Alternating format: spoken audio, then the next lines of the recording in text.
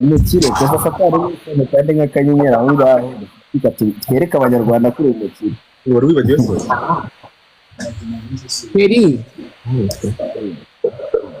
Keri we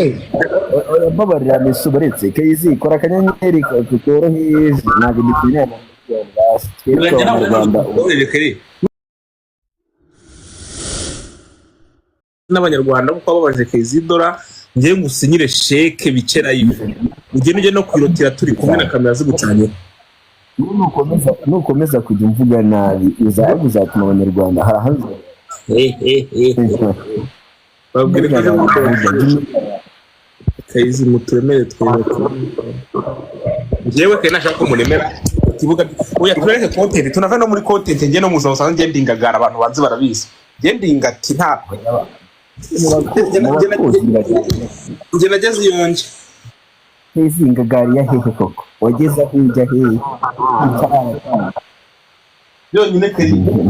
uracyakoze kumira kuri nta kantu mba ndikumva gake gake abantu makaze kano kantu kagura ngahe sa amadolari 200 nese n'amafaranga mageze si kubone uhumva nta kintu wakoze ariko mu mutima wawe urumva mu mutima wawe Imana nibiza ukuri kandi ibintu wakoze n'ubuzi igikorwa wakoze so ndi kukubwira Keyzi dore ikintu ndi kukubwira wowe ni ndahamya neza ko postinze abantu hano 10 ndishyura amashuri nta n'ibihumbi byo kunywa byo kuma wabona kubyora ngo umumemba wanjye ndari postinga ngo bikumarira iki reka nzembe nkureba fresh reka nambara agapira ngurebe fresh ukambareka ndahamya neza postinze abantu 10 ndishyura amashuri hano 10 nta nubwo ushaka kumpa n'ibihumbi 100 ngo umumemba wanjye byibura ngwe teka nku joining ntabyo wabona ntabwo wabitanga niba wabona bifite umva urumbwiye ndamutse mfasha video ndi gufasha abantu ukayibona byakumarira iki cyangwa se nge byamarira iki oya reka njewe nze ubimbwire turi kurebana oya mbara umupira uze bikubwire neza fresh sibyo umva mubwire kandi nyumve fresh abo bintu mbwire byo kujya inama mu kiro bireke nuko nyirayo wa Kigali Height uramuzi ntago muzi hari ibikorwa bihari bitazwi ba nyirabyo gutegeka kuba niba utamuzi ubizi ute ko atari yanjye nubwo atari yanjye oya umva ngubwire ikintu oya twanze nsubiza uri kuvuga ngo hari ibikorwa ngo byako kwa kabuga babizwi ngo byo kwa bandi niba umukire wa Kigali Height utamuzi kandi nge nkamvuga ko mfite amataje ubizi ute ko atari yanjye nubwo atari yanjye umenya uri umupeti w'ejo sibyo tuganire bawitonze turi kuganira nta kibazo tuganire Keyzi weva bundi ibintu uvuga uyu munsi sibyo ngo bivuze ngo wowe imyaka yawe ayo mataje uri kubona basogokuruza bacu ntabwo amafaranga nta nubwo bakoteza bakazana ibisekuruza byose ntabwo byayagira none wait yizanyemo akantu ko kujya kwemera mu bantu ngo ufite amafaranga mana abantu babura ibiki ngo wiyemera nta n'umuntu urakubona mu gikorwa cyo wenda ngo ahantu habaye n'igikorwa cy'amashuri habuze abana Keyzdora barahamubonye arahamukara ikindi ari kuvuga ngo hari abana ngiye mfashije simpaka ngo bijye muri media ngo gufasha bijye muri media ariko habure n'umuntu waba ukuzi hari igikorwa kizimukora baranzi barenze umwe mfasha benshi cyane benshi none niba ibikorwa nkunda ngira nabura ariko nkafasha rero ngewe kankubwire Keri urumva reka tuzahure urumva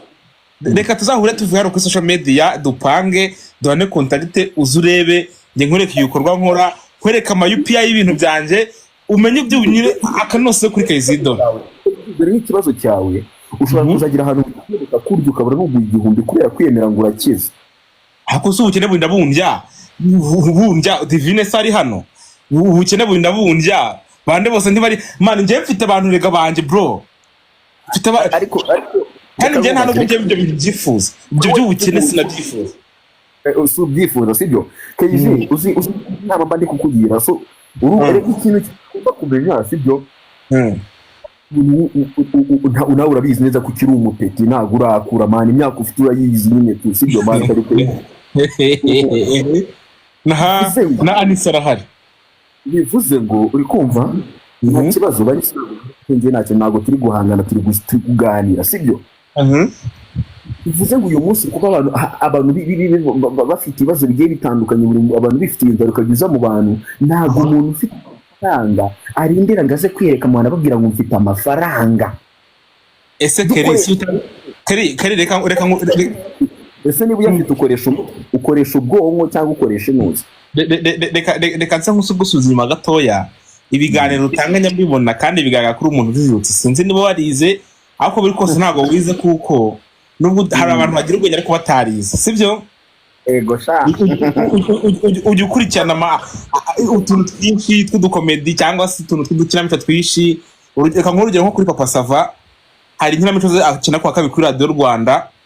Papa Sava mumenya afite inganda zikomeye cyane ry'abana batikura. Mu makinamico abantu bari hano barabizi, mumenya muri Papa Sava, mumenya muri yaca kuri RB yarangiye. Akora utuntu dutandukanye, akunda kwagitinga ari umukire, ari umugaga wamenetse kabisa. Njyewe ni ibintu mba mvuga byagucanze kugitasho ko bibera hano kuri social media, kandi akabinyuza kuri media. Kuki mudashaka kwifata muri sense nkaho nyine nanjye ndi gukina utuntu tw'uturizi nyine tuvuga ku bukire, mukafata nk'ibintu bisari. Si uko mubona ko mbifite? Reka ngugira inama Keyzi, ibi bintu ntabwo ntaga amafaranga bayasakuza. Nyine nakubajije, hari abantu hano kuri twose turi kuri media turashaka fame, sibyo? Hari abakinnyi ba filime benshi mu Rwanda bakinira abakire bagakina mu bipangu bitari ibyabo, sibyo bro? Gute njyewe niba ubona ukabona kuko njye ntari kubikira tari comedy ndi gukira, nukubona kameme ibintu mvuga nsa nk'ubifite. Rero mujye mureka mbarisha umutwe kuko biranahari pe. Njyewe ntabwo wandisha umutwe, ikintu njye mba ndi kukubwira kuko ngenda kuzi. Tegeza kurunaza ariko n'ubu ngubu ibintu mvuga bikikujagaraza. Yewe ngende umuvugizi wa rubanda bitandukanye. Uranabizi ikintu usa wumvuga na video ni muri video naho nta post ziri different na content yanjye, comment zatora ikintu ugomba kumenya we mba ndi kukubwira, nemba ndi gukavaringa ubuzima bwawe, kuko ibintu uri kugira bimeze nko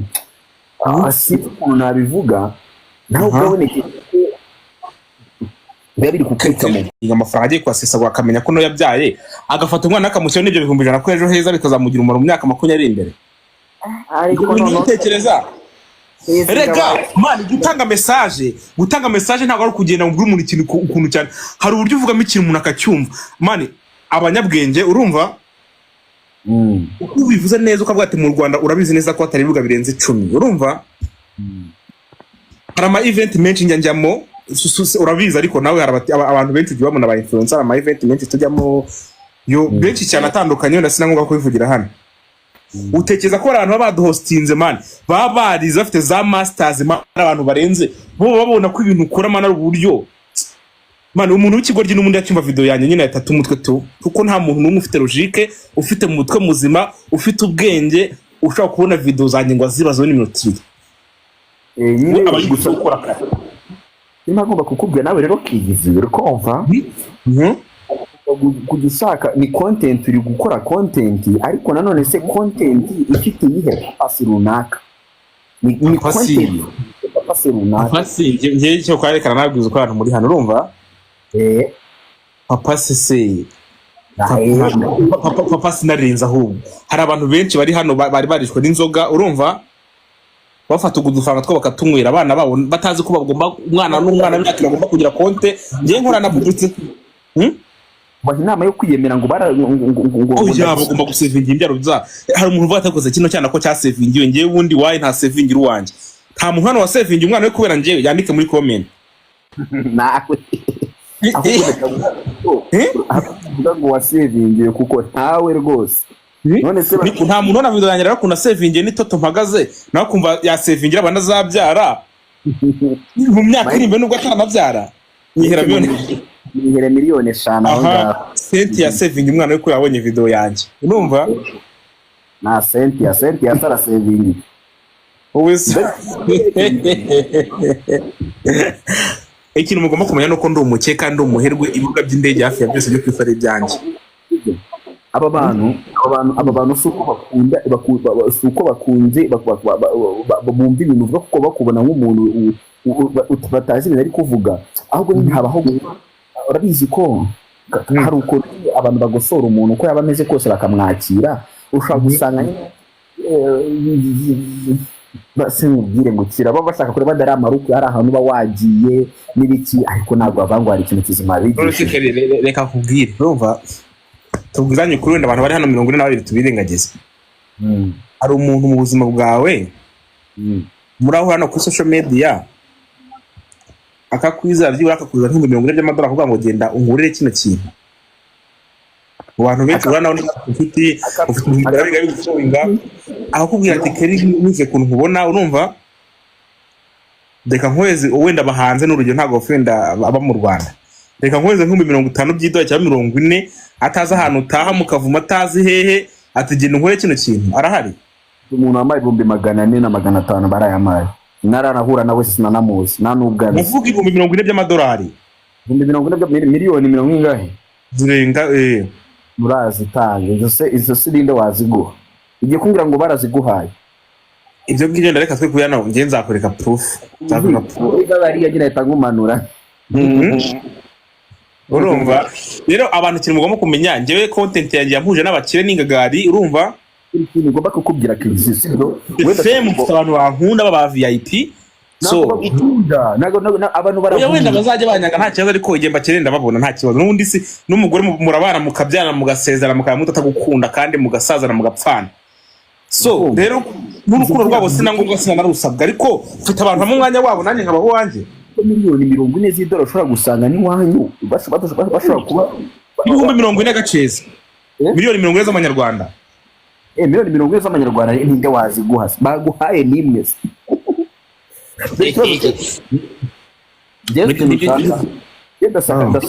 ndashaka ko binuvuga ngo noneho ngo uyerekane uvuga ngo kwiyerekana si byiza uzabirengeho kuko tuzabonetse twabimusabye niwe mwabitsabye ariko ngiwe nose ni mu muzajyana mu ijuru ngiye mu bintu byose nkorankorera ijuru kandi ikindi reka mbabwire urumva mu Rwanda amategeko menshi yatowe wahohoteye umuntu wagize ute urahanwa hari amategeko arenga 1000 wanigeze ku 2200 abantu mu amategeko mwana murabizi ikindi gufasha ninge bizajya mu maroko nyenza mu bwami bw'ijuru abo duje kwizera wikora ibikorwa byiza wica muri zahabu wica mu biki n'ibiki abantu bazajya mu ijuru murabizi ibyo byose ninge bifite umumaro ubundi gufasha iryo juru ninge nzarigororerwa wowe ahantu hamwe uzagaragara n'uruhande rwanjye ngo uko nafashe ubundi bizakungura iki reka none ukeneye ko ngufasha urwango uracyari umupeti ukeneye gukora ariko yego ndacyanakura yego ndabyumva gufasha ninge bifite umumaro 50% ari ugushimwa ninge nzashimwa ugushimwa mu isi hasi nufasha dako none ndikubwira gufasha ndafasha ariko none ntabwo nabafashije kuri pressure nabikoze ntabwo nakorera kuri pressure yanyu ibibazo byawe urabikavuna ngo kabirangiza ibibazo byawe ufite ubushobozi bwo kubikavuna bikanya ku buryo uvuga ngo ufasha abantu cyane ntabikavaringa abantu bafite stress bafite depression bararyamye biyoroshe kandi ikindi kintu ugomba kumenya keri ni uri umunyabwenge urumva ikintu ugomba kumenya nuko ugomba kumenya ko isi atari ijuru niba uhangayikishijwe niba uhangayiki mane buri muntu wese agira inzozi tu hari ibintu nanjye ntarageraho no se ngubu reka nkubaze mane buri muntu afite ikintu kimuhangayikishije isaha hejuru neza no se ngubu kuba ntabyo gajuru ufite mu Rwanda bihatembera mu byo bintu bituma nsinzira ntagira ubwo bushobozi brother ariko baza bwo kuzana Tesla mu Rwanda byibura ngo hano habe hari ahantu abanyarwanda bashaka kuza za Tesla biboroheye ariko gusikumva ibintu atari ibintu ndajijoro kuba nta hotel getse inshuro 800 iri mu Rwanda yanjye gusikumva ibyo bintu nyine buri muntu wese nanjye mfite inzozi tso hano hari umuntu bita Keyzdora aramye ngo mbonye utanga inama nziza ngo ariko ni kuganana na Keyzi sipaka ngo nzanye mu kwitage kuko Keyzi ntago ari umugore listen ngende free self women mvugira abagore se mvugira abagabo ndi kuganana na Keyzi ntabwo ntago ndi muri content yanjye sibyo ngenda saka urumva ibintu ndi gukora mu minsi iri imbere bizakwangiza usange bikugizeho ikibazo wowe mu buryo utaroze ati gute igihe tuba hano mu Rwanda byibuza n'udafite hari ubwo umuntu ashaka kukwimaze kufite ushobora kuzagera ahantu ugira ikibazo cy'iseri gikeneye abantu, ariko kwa kuntu wafasha abantu bose ubiyemera ngenda kize ndi umukire mfite ibi amu miliyoneri amugize no ukisanga uhagaze ubumwe nabone uvuga ngo baragufana bro, usibye nawe natwe dukora ibintu tuvuga ngo bigize twakwiyemera. None se Keri utekereza ko nubwo n'ubwo ko ndumukire urumva uza amahoro limit nakira? Hari abantu b'inshuti zawe bajya uza amahoro limit nakira batiteye ko mvuga ko ndi umukire, uza amafaranga nakira, ibyo bintu waba ubizi?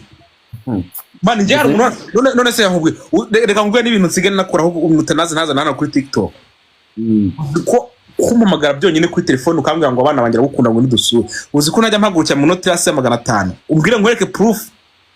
kuza mu rugo rwawe gusa ukambwira ngo abana bangira gukunda ngo uzadusure mu rugo, uzi ko nguci bicare si byo narubizi uko mbikora nk'akazi. Ikibazo cyanyu rero mwebwe ntabwo muzi move man, ibi nakoze n'ibintu nakoze natekerejeho mbikora neza kandi biranantuze mu mujyi wa Kigali gupfa krizi ngiye nashaka sibyo. Ikibazo kandi kinderega urumva nkubwira urumva nta muntu amerewe gufashwa, nta muntu ku isi aremewe gufashwa shitani waduteye mu isi binabaye byiza wanakwigira. N'ubundi baca umugani ngo umugabo arigira yakwibura agapfa, ariko se nta muntu amerewe gufashwa. Rero kumva rwose ngewe rwose mu bintu nanasaba Imana ibyo bintu zanabindinde niba ntanabikora bazanabireke ntibizana mu buzima bwanjye n'isi n'amaguru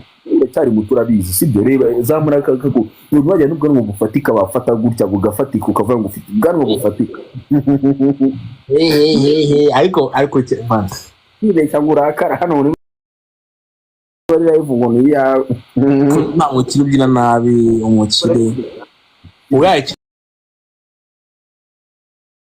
mugomba kumenya sha n'ukuri urumva hano kuri TikTok mafite abantu badanje babandi nyine wowe umbikintu nkubwira nunuza n'ukuri bafite abantu badanje abantu bose tukura kuri TikTok, ariko nyuma ya bino bintu tuba dufite ubuzima sibyo, tuba dufite ubuzima tubanye kandi no mpana service irenze ubuzima ikibazo nyine. Ariko ngenda nabikunda kubona nyine mukomeza kumfatira mu mujyi umwe nge hari ibintu hari target y'ikintu cyaka kandi kanakigiraho njewe isi impano naciye se isi impano banyohereje mani n'amano isi impano banyohereje ubu ngo wasaba ugikoresha Android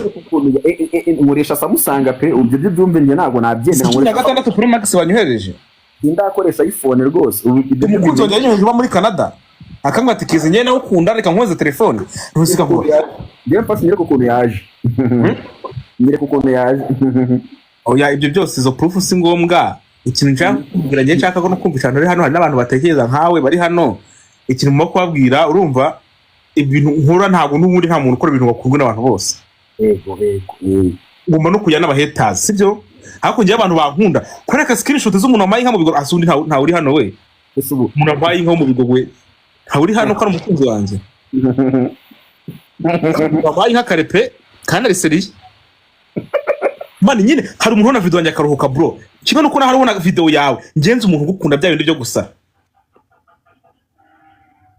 urumva kerinze umuntu mukunda rwa rwego rurenze wamuhana ibyo atunze byose. Nanjye rero mfite abantu bankunda byatari mfite abantu kabisa taba VIP ku buryo yanambwira ati ngiye n'urugo reka nzaruve mu nzu twibanire. Nta murozi wabuze umukara byawo n'umugana abanyarwanda baciye ngo nta murozi wabuze impamvu twanga life yo kwiyemera twese turi abajene. Rega uracyari muto man, si uracyari muto twese turubirika. Impamvu ngo kwiyemera turi abajene tutagira kwiyemera Keneto akazanze. Bwa rero abantu munzi ku social media muramutse mugira umugisha mukambona live nibwo mwabona Keyzdora wanyawe naho ntago munzi. Wandi hari umuntu ucinga kuri no si utandukanye kuri no kuri TikTok ni ngewe. Dore ngoza kudusanga turi Kerimana zakugeze kure kabisa mukuri pe. Ese ko muri ko iyo utangiye kwiyemera turi kwikora ku mutwe ndaziri kuturya. Nta network ariko ufite Keri Niko network ndazifite bari bamamagariyemo network wifi yanjye ntago nyine ikintu ugomba kumenya njyewe uramutse ugira wenda wowe urananze uretse kutanzi neza turahura neza ngo tuganire ariko buriya niba hari umuntu utiyemera kuri ino siri njyewe banjye sinjya niyemera. Uyu muntu uvuze ngo nzagure telefone nzayigura ubushobozi nibuboneka ntago buraboneka kandi ndi gukoresha nta kintu intwaye rwose kuko mbasha kwitaba ngakora akazi kanjye kakagenda niba mbona biri ngombwa umufungo wabonetse nzayigura rwose nta kibazo gifite uranakoze ku binyibutso. Okay tukomeze ngaho. Urumva kare njyewe twanahuye urumva twarahuje nje nko kukureba iwawe wanyakiza amazi sinshaka kuvuga ngo genda wikompure kugura amakoko ngo nkushyushye usha no kwa n'ibintu abona ko navunitse ngiye nkanagusuza n'amafaranga yakoresheje ndi umuntu ushaka gusasira hasi nkaryama ndi umuntu ushaka kugutega amatwi uko wabayeho kose urumva abantu ngiye ukuntu banyisizemo nyine bavuga ngo ibyo gaburiye abantu nibyo bakira hano kuri social media ariko bose nta numwe nzi nta muntu uzira ifu yanjye bamuza musanze nje cyambere cyo ndi umuntu ukunda gukora ndi umuhasara ndi umuntu utinya gusaba ndi umuntu ukunda kubinyangamugayo ndi umuntu uharana icyubahiro cy'umuryango wanjye urumva ndi umuntu ugenda ku mahame mu rugo bantoje ndetse n'igihugu cyacu kigenderaho sinshaka guhemuka ngo umuntu ngo bimeze bityo cyangwa nkubangamire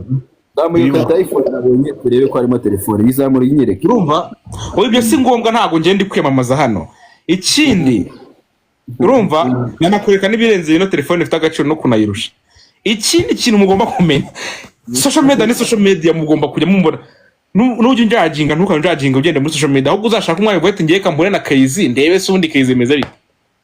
nunya approaching nkangakuza cyangwa nkagusuzuka ubona nakwiyemeyeho turahuye mpanuje amayoga ahenze arenza yuri kunywa nzavuga ati tunywa amazi gusa nagugukira ari kumanura amayoga ahenze bro nyine nayo ndi kubasobanurira gukira mani gukira kwa mbere ni mu mutima. Iyo ukize mu mutima cyambere iyo udafite ubutindi mu mutima ntushaka guhemukira inshuti ntushaka no guhemukira igihugu cyawe urumva abo bose ubona bahemuka bandavura bara nabatindi bro hari abantu benshi bakize badafite n'ibintu bya mirenge kandi abanyizwe nuko babaye rero mbona no gusuzana nabo ngiye mfite depression mfite n'iki abandi bantu yose ari Kigali kuko Kigali nta muntu afite depression ibi byose dukwata dushaka amafaranga ibibazo byo birahari ariko ngiye mfite ikintu ngiye kukwisabira sibyo hari ikigo runaka nziho bafite abapete bafite ibibazo abo sukuru bajya kwiga ngereka nzagufate mwijyanye ke speech muherekeze tugende upfa kutayipostinga upfa kutanshyira hanze ntabwo nzagushyira hanze nta kibazo rwose nta kibazo tuzagenda nzafasha aho nshoboye kuko nanjye nkeneye kugira nanjye kwifasha uzafasha abo uzabubashije aho ngaho mu mubare uzabo utapostinga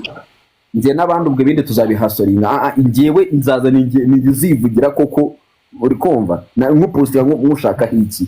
mushaka ni ukavuga ati Keyzdora akoze iki kintu gusa kuko njye sinigwi ujya kurya amafi yakudanya igisenge ukimesoninga njye kwibrandinga nta kibazo ariko njye ntabwo naho umuntu ibihumbi ijana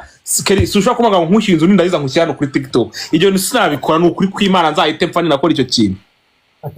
birahimbira y'abanyarwanda njye nindamuka nkutayemo njye nkaza kwibonekeza nkayikeza kamera zikagera zinyoma inyuma ngo mugende muri ibintu Keyzdora yakoze ngo dore ngo karampamagaye ngo ni umucontent creator mugenzi wanjye mwishyuriye inzu bagiye kuma prive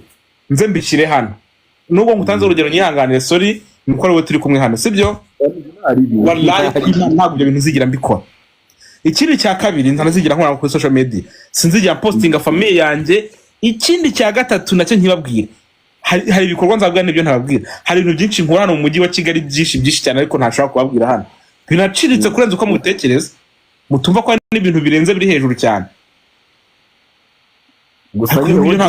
hari ubuzima mani ubuzima budafite ipine nta kibazo maze mani bafana banje njyewe dore rwose neza hana buraya akagira ngo aje kuguhungiraho kandi aje kuhapfira binyuze ababwira ati rero bafana banje nuko mbabwira ngo Keyzdora dore jemba ndi kwikorera kote bene w'i Kigali ni mukajye mugira ngo umufungura hari uko umufungo ubaye hari nabandi kugendera mu modoka ga Keyzdora umufungo ubaye hari waba ufite n'imodoka sibyo uri kugendera mu modoka hariya ngo ngenda mu mushiki waje nta modoka rugenderamo Keyzdora mbabarira ariko si ngenda mu modoka sister bitwaye ibyo urabizi na modoka ni anti wawe nyine ntacyo ngenda mu modoka ya anti nayo nta kibazo kuko na anti ndamukura azi n'amahirwe nagera no mu modoka ye nabyo ntacyo bitwaye ahubwo ikintu ngiye nshaka kubabwira abanyarwanda urumva ikintu nshaka kubwira abanyarwanda nkurikiye kano kanya ngiye Keyzdora ntago hari ubuzima ntazazana hano kuri social media pe. Social media mane sujya ugira abantu inama yo kujya nabwira ko ubuzima butagira ipfundo nta kintu kimwe babumaze. Bana uzi ko ufite ubuzima ariko budafite ipfundo buzingiyeho kandi iryo pfundo rikaba ari ibanga. Ibintu byo byose bikabiba ku karubanda. Keyzdora si muri ko hano inyuma. Ntago muzi biteretse hano imbere yanjye. Harwo muri kubibona? bari biteretse ntago tubisha ibiteretse se nibwo ntabwo murabishaka. Nyine sira nk'uko munabibona. Social media na ahantu mani social media ishobora kukurangiza nk'ibyo wambwiraga ati mu minsi imbere social media ishobora kukurangiza ugasara. Social media ishobora gushyira life yawe yose ugasanga bibaye byagenwe. Iyi ni isi ya kabiri n'isi tomo biratandukanye. So ku isi ya kabiri ya social media afite kurumbayeho no ku isi y'abantu bazima naho mfite kurumbayeho. Rero ntabwo uzafata ibyo ku isi nzima ngo mbizana hano ku isi yo mu mwuka yo kuri internet. Iyo umuntu bita ngo Dani waherengukanye ngo Kirina Keyz niba koko muri intwari nago kwereka nago kuba nago mu buzima n'ikindi kintu ashobora ikosa ryo uyu muntu reka bisubize no muntu mu buzima n'ubwo nuzahereza umuntu ikintu kuko agukabije ngo nimba koko washobora iki uko ibyo bintu bakita kugerageza na Yesu umwana w'Imana baramugerageje satani uri umwana w'Imana simbuka ibi nago rero kuba umuntu avuze ngo afite ikintu nuko afite mujye mumenya gukava kuba ufite ikintu nago bivuze ngo hari ikifite cyo gutanga ako kanya shobora kuba ugifite ariko gifite ibindi bintu kirimo kirakora. Uyu muntu rero wanditse ngo bamuhereza Karimo nzamuye. Urumva abanyarwanda muhukiye muri hano Kene baramuhamagaye social media ari social media ku isi y'abantu bazima mfite kurumbayeho pana bino byo muri internet. Njewe ntago ncanga umunkunde pe ni ukuri kw'Imana n'umushaka kunkunda muzabireka. Mfite abavandimwe bankunda, mfite inshuti zinkunda, mfite umukunzi nkunda n'ubu ngubu ari ruhande rwanjye nuko ntamugaragaza kuri kamera.